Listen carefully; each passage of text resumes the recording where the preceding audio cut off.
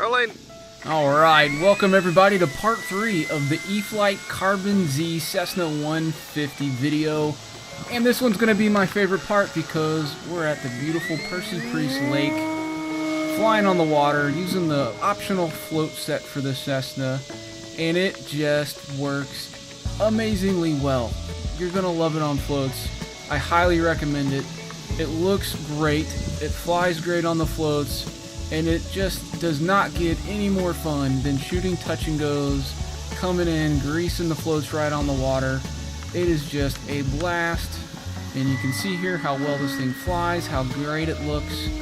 Just a ton of fun on the floats. It's my favorite. I think they're going to be a permanent addition.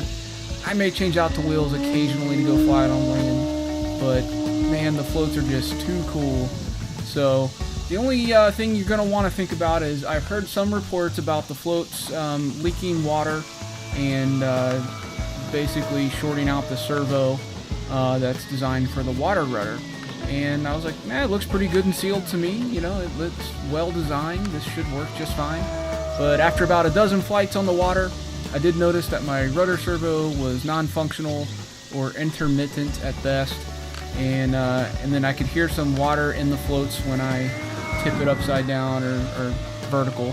So that is something I'm going to have to try to figure out where that water is coming in from and get it out first and then try to seal that part up. It might be coming in through the push rod for the water rudder, but we'll figure that out. And I'm going to replace that servo with a waterproof servo, which those exist now, so that's kind of cool.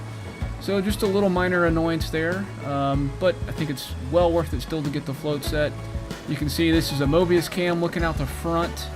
It's such a great view. Love this lake. This is perfect for flying. You saw the dock there. It's actually for the local rowing club. They take their rowboats out there, but it provides me a great spot to fly from. You can kind of get out into the middle of the lake and then fly around yourself almost 360 degrees, which is so cool. So you can see the dock there as we pull up vertical. Man, just a lot of fun. What a great flying airplane.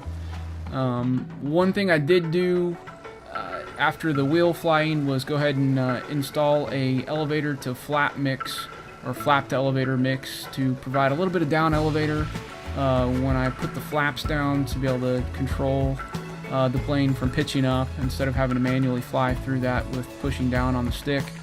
And it worked out really nicely. Can see just how nice and sweet this thing comes in. Just look at that, so smooth, so nice, just a sweet touch and go. It's just a great fun airplane. I did not know how much I would like this airplane until I got my hands on it and saw it in person. Was able to just see and love all of the little details that they put into this. The user experience is a lot better for a giant scale plane than what I was used to, so designers did a great job thinking about this, how to make it really convenient, and it's all about having fun, and they made it fun to put together and get flying, which is a really nice change of pace. So that's gonna do it for this video. Hope you enjoyed this float flying on the lake. You can read the full review about this airplane online at rcgroups.com. And here comes a nice landing, guys. We'll catch you on the next video.